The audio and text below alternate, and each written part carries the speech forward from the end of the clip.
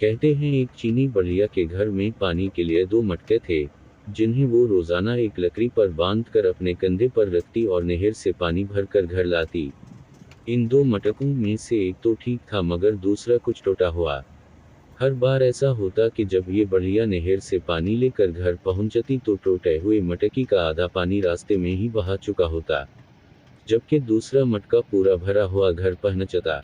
साबित मटका अपनी कारकर्दगी से बिल्कुल मुतमईन था तो टूटा हुआ बिल्कुल ही मायूस। हत्ता कि वो तो अपनी ज़ात से भी नफरत करने लगा था कि आखिर क्यों कर वो अपने फ़राइज़ को इस अंदाज में पूरा नहीं कर पाता जिसकी इससे तवक्को की जाती है।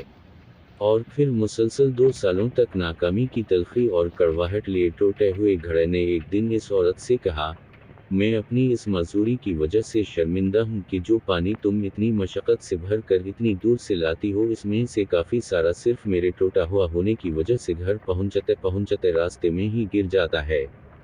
घड़े की ये बात सुनकर बढ़िया हंस दी और कहा, क्या तुमने इन सालों में ये नहीं देखा कि मैं जस्ट से तुमको उठा कर लाती हूँ, इधर तो फूलों के पौधे ही पौधे लगे हुए हैं जबकि दूसरी तरफ कुछ भी नहीं उगा हुआ।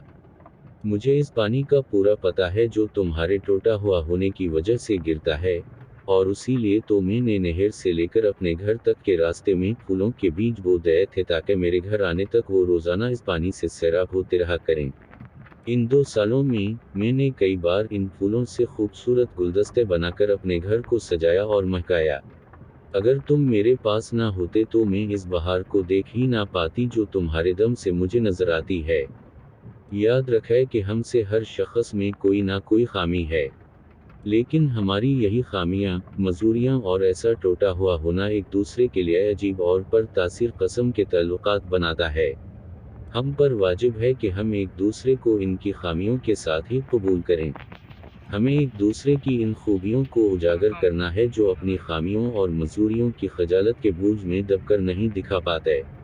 मजूर भी मुआशरे का हिस्सा होते हैं और अपनी मजूरी के साथ ही इस मुआशरे के लिए मुफीद किरदार अदा कर सकते हैं।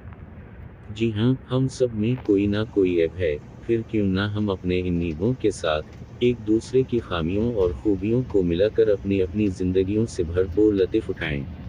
हमें एक दूसरे को इस तरह कबूल करना है कि हमारी खूबियाँ हमारी खामियों पर पर्दा डाल रही हूँ।